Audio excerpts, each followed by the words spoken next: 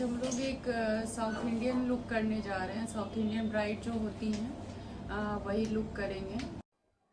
मैं इनका स्किन का टेक्सचर बताऊँ कि ये बहुत ही ड्राई साइड है, बहुत ओवर ड्राई साइड है और मैंने एम्ब्रॉयलिस का मॉइस्चराइज़र लगा दिया, उसके पहले मैंने वीएलसीसी का मॉइस्चराइज़र भी लगाया था और एम्ब्रॉयलिस का मॉइस्चराइज़र भी बहुत ज़्यादा क्वांटिटी में लगाया है मैंने और पेनिट्रेशन होने के लिए छोड़ दिया है।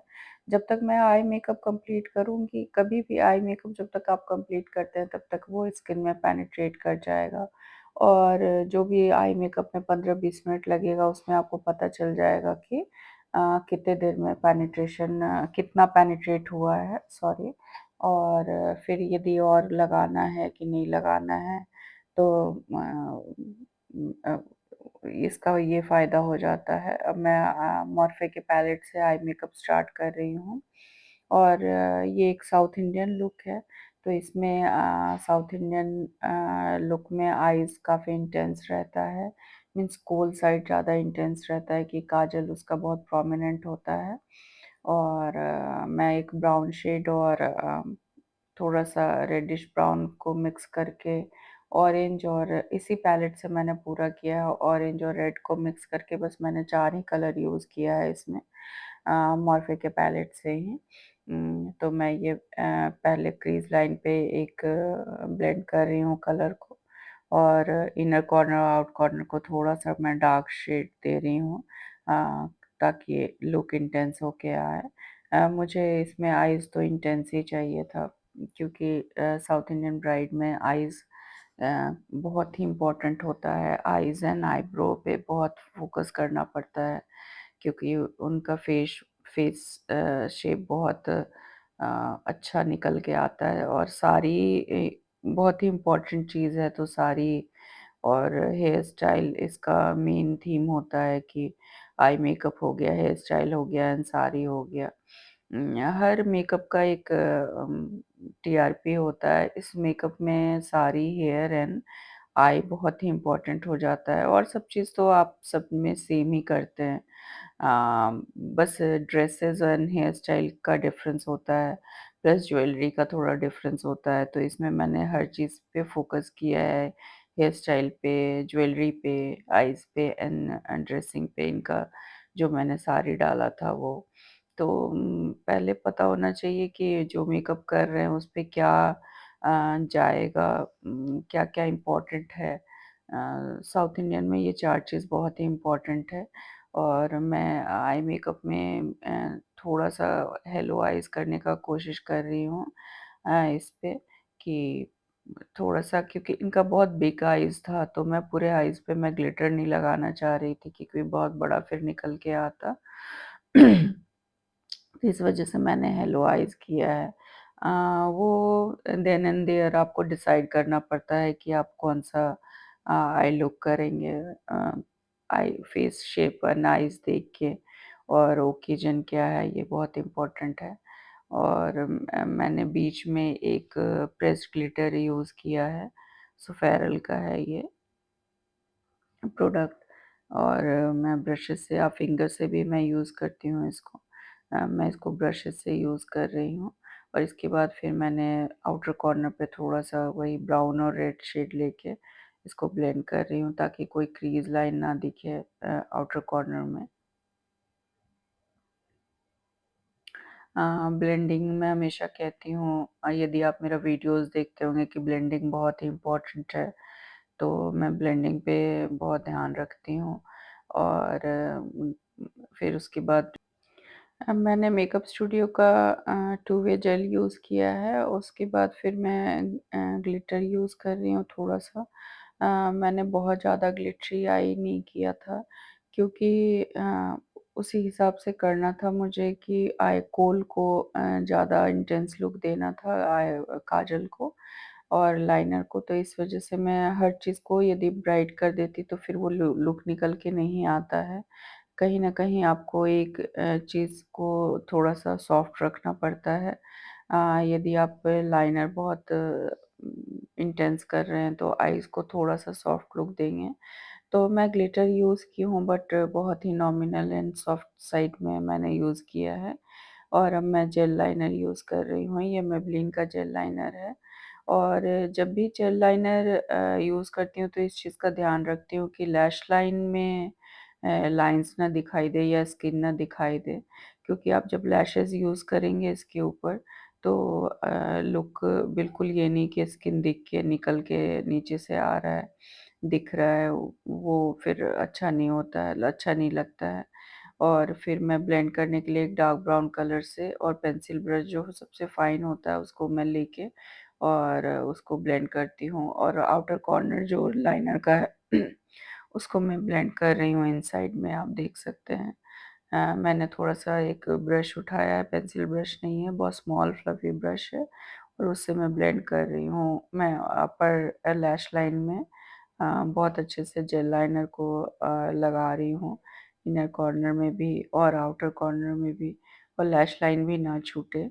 लैश को भी कवर करते जा रही हूँ। और जब भी आई मेकअप आप कर रहे हैं तो आइज़ को बोलिए मूव करने के लिए। बहुत बार जो क्लाइंट्स रहते हैं उन्हें आई मेकअप उन्होंने नहीं कराया होता है, तो उन्हें प्रॉब्लम होती है, वो नहीं मूव कर पाते हैं। तो लेकिन फिर उसी में मैनेज करना पड़ता है। और ये लैशेज़ को मैंने फिर से कर्ल करके, और ये टू फेस्ड का मस्करा है, उसी से मैं सॉरी मस्करा कर रही हूँ। मेरा गला ठीक नहीं है। इस वज़ह से सॉरी, मेरा गला थोड़ा फँसा-फँसा हुआ लग रहा है। और फिर मैं लैशेज़ लगा रही हूँ। ये बॉम्बे वैनिटी का लैशेज़ है। आई थिंक डे नाइट में है या डिफरेंट है, मैं डिस्क्रिप्शन बॉक्स में सारा डिस्क्राइब कर दूँगी। और फिर मैंने दोनों लैशेज़ को लेके मर्ज कर दिया है। ये बहुत इम्पोर्टेंट है, नहीं तो फिर एक आर्टिफ़िशियल लैशेज़ अलग दिखेगा और इनका खुद का ओरिजिनल लैशेज़ अलग दिखेगा, तो ये बहुत इम्पोर्टेंट होता है कि दोनों लैशेज़ को मिक्स कर दें आप और बहुत अच्छे से ब्लेंड कर दें। और उसके बाद एक लिक्विड लाइनर लेके और जो भी बैंड है लैशेज़ का वो उसपे लगा दें, ताकि अलग से ये ना दिखे कि कोई ग्लू का है या अ, कुछ दिख रहा है, तो इस वज़ह से वो लाइनर लगाया जाता है। और देखिए स्किन इतना ज़्यादा इनका ड्राई था कि फिर से मैंने मॉइस्चराइज़र लगाया, ऑयल लगाया, और ऑयल भी लगाने के बाद वैसा नहीं कि बहुत ऑयली लग रहा था, बहुत जल्दी सोक कर रहा था स्किन, बहुत जल्दी पेनिट्रेशन हो रहा था। इसका बहुत सारा रीज़न होता है कि स्किन क्यों ड्राई है, बहुत बार आप मेडिसिन ले रहे हैं या आपका बेबी छोटा है या उम, के बहुत सारा रीज़न होता है, मेडिकल रीज़न भी होता है, प्लस वेदर कंडीशन भी होता है, प्लस स्किन का टेक्सचर भी होता है। क्योंकि इनको बहुत ज़्यादा डार्क सर्कल्स नहीं था, तो मैंने एक पिच कलर क्रिएट किया है। ऑरेंज करेक्टर में मैंने एक लॉरियल का कंसीलर मिक्स करके और मैंने पिच कलर क्रिएट किया है। फ़ोरहेड पे मैं थोड़ा-सा पिच दे रही थी और डार्क सर्कल्स थोड़ा-सा था, तो मैं चिन एरिया में भी अनइवन टोन होता है, इस वज़ह से मैं थोड़ा-सा पीछे कलर दे रही हूँ। आप देख सकते हैं, बस मैंने आइज़ के नीचे ही ऑरेंज करेक्टर लगाया है और मैं नीचे में सारा करेक्टर ही काइंड ऑफ है, बट मैं नीचे में थोड़ा कलर का डिफ़रेंस होता है, बस इस चीज़ का ध्यान रखना होता है। यदि ज़्यादा डार्क सर्कल्स है तो डार्क यूज़ करेंगे, कम है तो अनइवन टोन है तो थोड़ा-सा लाइट पिच करेंगे, और बहुत ही सॉफ्ट हैंड से इसको मैं ब्लेंड करते जा रही हूँ, ताकि बहुत हार्ड हैंड से आप करिएगा तो सारा स्पंज में निकल के ब्यूटी ब्लेंडर में आ जाएगा। इस वज़ह से बहुत ही सॉफ्ट हैंड चलाना होता है कि बस सेटल हो जाए वहाँ पे प्रोडक्ट और अनइवन ना लगे। उसके बाद मैंने उसी लॉरियल वाले कंसीलर से इसको न्यूट्रलाइज़ कर रही हूँ जहाँ-जहाँ मैंने कंसीलर एप्लीकेशन किया था, ताकि मुझे एक इवन टोन लगे। और मैं नार्स का पंजाब यूज़ कर रही हूँ इनके फेस पे। मैंने स्किन टोन को बहुत ब्राइट नहीं किया है। जो इनका स्किन टोन था मैं उसको मेंटेन रख रही थी इस मेकअप में। और नार्स का पंजाब इनके स्किन टोन का था, तो मुझे उसमें कुछ मिक्स भी नहीं करना पड़ा। नहीं तो मैं हमेशा मिक्स मैच 2 फाउंडेशन या 3 फाउंडेशन को मिक्स मैच करती हूँ। ज़्यादातर 2 ही फाउंडेशन को मिक्स मैच करती हूँ। लेकिन इन पे करने का नीड नहीं हुआ क्योंकि इनका स्किन टोन ही पंजाब का था, तो मुझे कुछ भी मिक्स करने का ज़रूरत नहीं पड़ा। और मैं अब कॉन्टूर कर रही हूँ। ये फॉरएवर 52 का पैलेट है। मैं हर मेकअप में यूज़ करती हूँ, आइज़ पे हो या कॉन्टूर के लिए हो, मैं इसी को यूज़ करती हूँ। और मैंने बहुत ज़्यादा कॉन्टूर नहीं किया है, सॉफ्ट लुक ही दिया है, आप देख सकते हैं। अ, बस 1-2 शेड 2-3 शेड डार्क मैंने कलर लिया है। और मैं जॉ लाइन में और चिक एरिया में मैंने कॉन्टूर किया है। बिल्कुल सॉफ्ट हैंड से मैंने फ़ोरहेड पे भी किया है थोड़ा-सा कॉन्टूर। क्रीम कॉन्टूर करने का ये रीज़न होता है कि बहुत अच्छा लुक निकल के आता है बाद में जब आप मैंने उसको भी क्रीम कॉन्टूर से ही कर रही हूँ और बहुत ही सॉफ्ट रखा है मैंने, बहुत हार्श नहीं किया है। और इसको मैं लैशेज़ तक लेके जा रही हूँ और फिर मैं इसको ब्लेंड करके और फिर पाउडर कॉन्टूर भी बाद में पाउडर के बाद कर दूँगी। तो शेप बहुत अच्छा निकल के आता है इससे मेकअप का और लॉन्ग लास्टिंग भी हो जाता है। आप 12-14 घंटे तो वो कहीं मेकअप नहीं जाने वाला है ये। अ और फिर मैंने क्रीम ब्लशर यूज़ किया है। हर मेकअप में मेरे पास 2-3 क्रीम ब्लशर है जो मैंने खुद बनाया है, मैं उसी को यूज़ करती हूँ। अकॉर्डिंग टू स्किन कैसा जा रहा है और किस कलर का मेकअप कर रहे हैं, ये बहुत ध्यान रखना पड़ता है।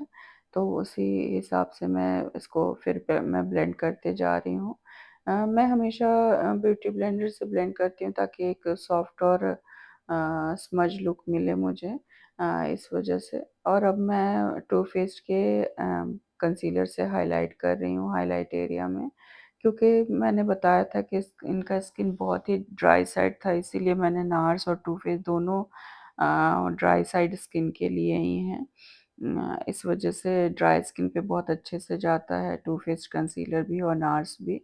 अ, और फिर यदि उसके बाद आपको लगे कि अब थोड़ा-सा स्किन पेनिट्रेशन हो गया है प्रॉपर तरीके से, तब उसके बाद आप कंसीलर जैसे टार्ट भी आप यूज़ कर सकते हैं। इतना देर में स्किन भी पेनिट्रेट कर जाता है और अपना ऑयल भी छोड़ने लगता है ब्लेंडिंग होते-होते। और मैंने इतने अच्छे से स्किन को प्रेप किया था इनके कि फिर मैंने टार्ट का कंसीलर थोड़ा-सा लेके और मैं हाइलाइट एरिया पे थोड़ा-सा हाइलाइट मुझे लगा कि अंडर आई पे थोड़ा-सा और हाइलाइट करना चाहिए, क्योंकि अंडर आई जब बहुत ज़्यादा हाइलाइट रहता है तो फिर उसके बाद आप बहुत अच्छे से आईज़ नीचे से जो लोअर लैशेज़ करेंगे वो निखर निखर के आएगा। और क्योंकि मैंने बताया था कि थोड़ा ड्राई साइड है इनका स्किन, तो मैं कोई रिस्क नहीं लेना चाह रही थी, इसीलिए मैंने मैक का अम, कोई भी सेटिंग स्प्रे या मिस्ट से आप स्प्रे करके उसको सॉफ्ट कर सकते हैं। मैक का सेटिंग स्प्रे ही आप बोल सकते हैं, उससे मैंने करके थोड़ा-सा स्किन को सॉफ्ट कर दिया। आप स्प्रे करके उसका थोड़ा देर वेट करके और ब्यूटी ब्लेंडर से आप ब्लेंड कर दीजिए तो सारा स्किन बहुत अच्छे से ब्लेंड दिखता है। और अब मैं ट्रांसलूसेंट पाउडर कर रही हूँ और क्योंकि मुझे लोअर लैशेज़ करना है इसलिए मैं पाउडर ज़्यादा रख रही हूँ। और कहीं यदि ज़्यादा पाउडर लगा रहता है तो मैं छोड़ देती हूँ, क्योंकि फिर से मुझे कंट्रोल करना होता है, फिर से मुझे हाइलाइट करना होता है। तो वो इस वज़ह से मैं पाउडर को छोड़ देती हूँ कि वो सेटल हो जाए। जहाँ पे एक्स्ट्रा रहेगा फिर खुद ही डस्ट आउट हो जाएगा। और फोrehead पे भी मैं थोड़ा कंट्रोल कर रही हूँ। और मैंने नोज़ एरिया को क्रीम से भी किया था। और फिर ये बेनिफिट का होला है, आप मेरा यदि वीडियोज़ देखते होंगे तो देखते होंगे कि सब में मैं इसी को यूज़ करती हूँ। बेनिफिट का या मेकअप स्टूडियो का पाउडर वाला मेरा है। और ये मैक का मुझे कलर नहीं याद आ रहा, मैं डिस्क्रिप्शन में डाल दूँगी। ब्लशर मैं यूज़ कर रही हूँ मैट लुक में ही। और अब मैंने हाइलाइटर यूज़ किया है। ये बीका का हाइलाइटर है और मैं बहुत सॉफ्ट अभी रख रही हूँ हाइलाइटर को भी। फिर मैं धीरे-धीरे उसको बिल्ड अप करती हूँ, सॉरी 1 बार 2 बार में। और क्योंकि मैंने बताया था कि साउथ इंडियन मेकअप में आईज़ बहुत ही इम्पोर्टेंट होता है, उसको इंटेंस करना होता है, तो मैं नीचे लोअर लैशेज़ में काजल बहुत अच्छे से, लाइनर और काजल दोनों डाल रही हूँ। मैंने आउटर कॉर्नर में काजल को अप्लाई करके और एक पेंसिल ब्रश को लेके और डार्क ब्राउन कलर लेके उसको ब्लेंड कर रही हूँ आगे तक। मैं हमेशा कॉर्नर में ही काजल या नीचे लोअर साइड में, मीन्स इनर का बात नहीं कर रही हूँ, अप्लाई करती हूँ और उसी को फिर ब्लेंड करते हुए मैं आगे लेके आती हूँ, ताकि कोई रिस्क नहीं रहता है। आप इस तरह से ये प्रोसेस करते हैं तो कि कहीं स्मज हो जाए या नीचे फैल जाए आइज़। थोड़ा-थोड़ा लेके मैं ब्लेंड करते गई और उसके बाद फिर मैंने एक ब्राउन कलर लेके और फिर उसको ब्लेंड किया है। और क्योंकि थोड़ा नीचे लाइन्स था आइज़ में, तो इस वज़ह से मैंने एक और लाइट ब्राउन कलर लेके और बहुत अच्छे से नीचे ब्लेंड कर दिया है। और मस्करा कर रही हूँ मैं, ये फेरारूसी का मस्करा है लोअर लैशेज़ के लिए। इसमें दोनों है, अपर लैशेज़ के लिए भी है, लोअर लैशेज़ के लिए भी है। बेस्ट मस्करा है लोअर लैशेज़ के लिए और कलर भी बहुत इंटेंस है इसका। अब मैं सारा पाउडर हटा के और फिर उसके बाद सेटिंग स्प्रे कर रही हूँ एनवाईएक्स का। मुझे एनवाईएक्स का सेटिंग स्प्रे बहुत ही पसंद है और मैंने डियोर का भी हाइलाइटर थोड़ा-सा यूज़ किया है। ये के ब्यूटी का लिप लाइनर है और मैं लिप लाइन करके और इसको बहुत अच्छे से ब्लेंड करके ब्रश से ही और मैं ब्लेंड कर रही हूँ। थोड़ा-सा एक मैंने फाइन पेंसिल ब्रश लिया है और उससे मैं आउटर कॉर्नर को थोड़ा डार्क कर रही हूँ ताकि लुक बहुत अच्छे से निकल के आए लिप्स का। अ, थोड़ा ओम्ब्रे इफ़ेक्ट भी आ जाता है इससे और पे लिप का लुक बहुत अच्छा आने लगता है।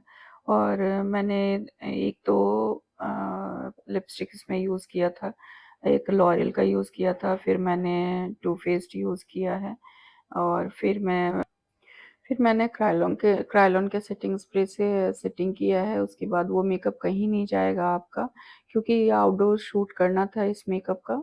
तो और बहुत ह्यूमिड है अभी हम लोग जहाँ पे हैं, तो वेदर में बहुत ह्यूमिडिटी है, इस वज़ह से मैंने ये मेकअप लुक अच्छा लगा हो तो प्लीज़ लाइक एंड सब्सक्राइब करिए।